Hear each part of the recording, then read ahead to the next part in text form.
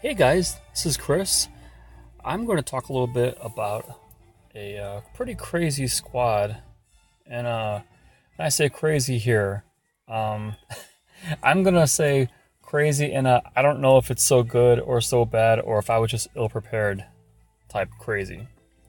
So, uh, obviously, we're going to be starting up our next Grand Arena. And I, after the whole rebooting of the Grand Arena last time, I was ended up pairing with a different person, and this time the person was I was paired down, thankfully. So when I met with, I can't recall the guy's name. I apologize.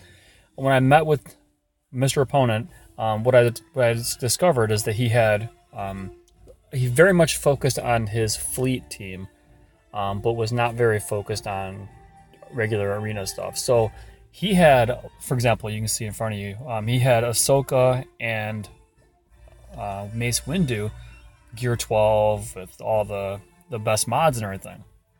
So for me, the non-fleet guy, but I like arena stuff, I kind of chuckled and I thought that I had an easy time of it.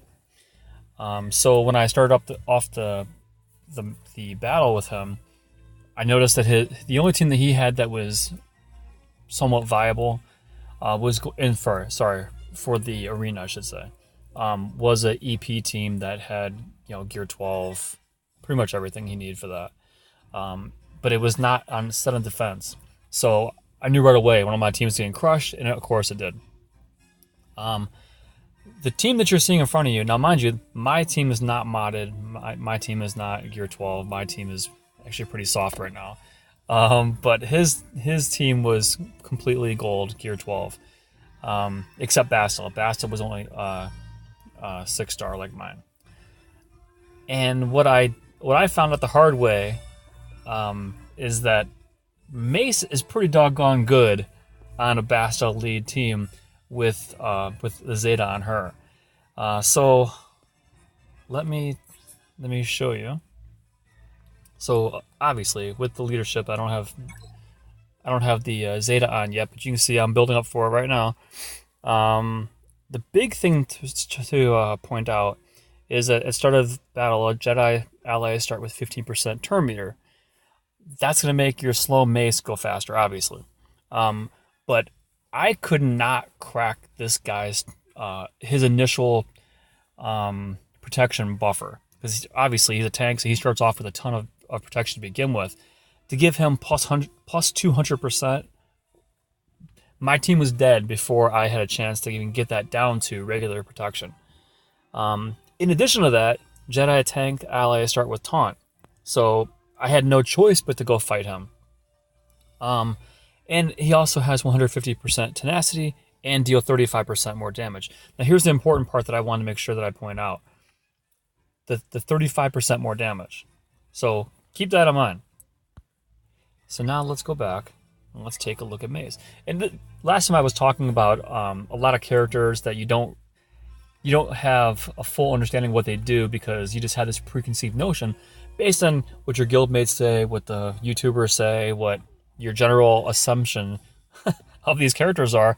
You just have this assumption, oh, these guys stink. So my assumption is, Mace Windu stinks. People level him up and gear him only for ships, because of his command ship. Well, let's go ahead and take a look at Mace.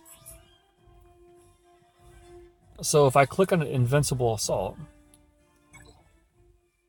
so I have his level ability at the 7, but if I look at 8 here, it says deal physical damage to target enemy. If Mace is above 50% health, which on that Bastila team, he's rarely going to be below 50% health. This attack deals 50% more damage. If Mace is below 50, I gotta scroll. If he's below 50%, he recovers health equal to 70% of the damage. So he's already getting 35% attack from Bastila, and now he's getting plus 50% attack based on his own ability. The other stuff kind of is kind of bad. With Smite, deal special damage to target enemy, remove all positive status effects. Yeah, okay. Shatterpoint, and I wish this would be so much better. At the start of each of his turns, Mace has a 45% chance, which, like I said before, if it's anything less than, say, 70 or 80%, based on the fact that RNG never goes in our favor, it might as well say 0%. But on occasion, you do see the expose pop up. Mace has a 45% chance to expose a random enemy until the end of his turn. This effect can't be resisted. In addition, Mace gains 25% turn meter if he attacks an exposed enemy. So 25% turn meter is pretty good. The fact that you only have a 45% chance to expose somebody is terrible. So hopefully they can put now I'm going to make an assumption here. I'm going to make an assumption that at some point you're going to make the head of the council better. But we'll see. He's got room for a Zeta. They can always go ahead and make him jump to 100% and make it not suck. I'm not even going to look at Vapad because that's irrelevant here with the Bastila lead. But I'm going to take a look at his stats here. So, like I said, I have mine at Gear 7, max level. Nope, sorry, only level 80. So I also am missing mod, so I don't have a full set of anything. His speed is 132. I'm assuming it's not going to get very high because he's a tank. I don't really want to put all my best mods on him anyway. But you can see he has a pretty good tenacity, 25 base, so you can get that up to 50 or more pretty easy. Damage of 1429. I don't know how much you have to increase that to make the plus 85% actually sting. But I know that whenever his mace was running out there, I felt like Jango Fett, like, leave me alone, stop hitting me with that sword. But you can see he also has decent armor to start with. So I've only buffed it 4%, and so he's got around 21% armor to start with. I don't know what a regular character has, because I didn't really look at that. But based on the fact that he's a tank,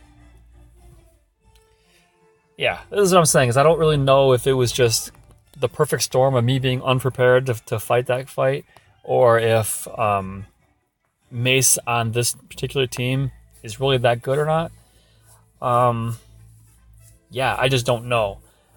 The other thing that I thought about, which I don't know if there's enough Galactic Republic, if I took off Old Ben and put R2 there, then they would be 3 plus himself 4. So it would be 4 Old Republic.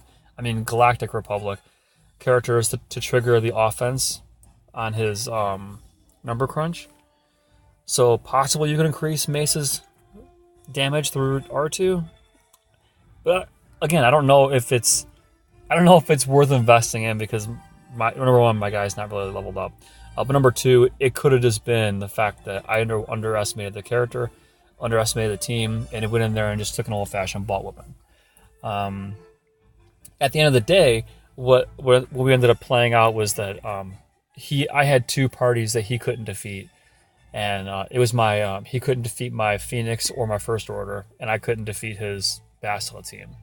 So the lesson learned here was that if you can hold two slots, you're going to do pretty good in the Galactic Arena. If you can get 2 of the slots to be on opposing territories, so you can not have either one of your territories captured, that would be optimal. But I think if I had put my Phoenix on the other territory, he probably would have focused more on that and had defeated that earlier.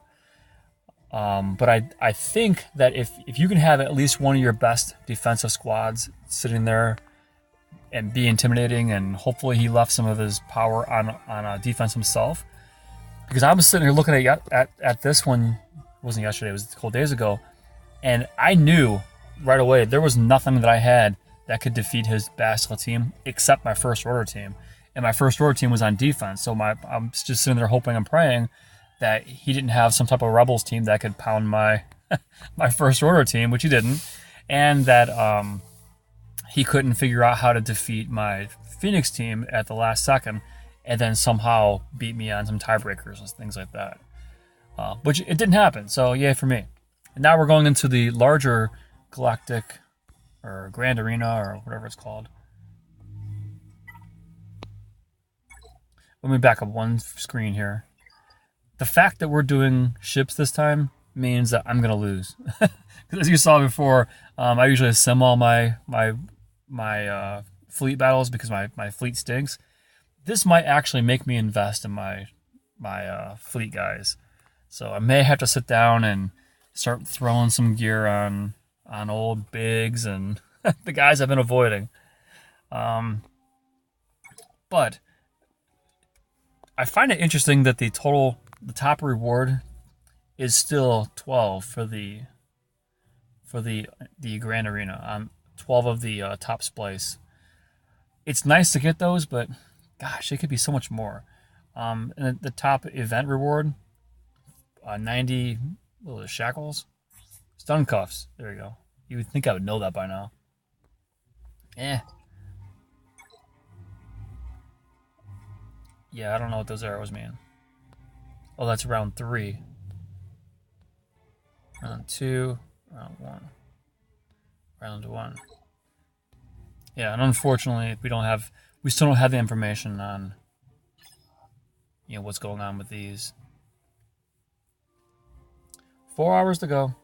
Looking forward to it. Not looking forward to the fleet battles, but looking forward to seeing what's on the horizon for the opponents with regular arena stuff. Yeah, that's about it for now. If you have any thoughts on Grand Arena that you want to share, by all means, let me know. Thanks, guys. Have a great day.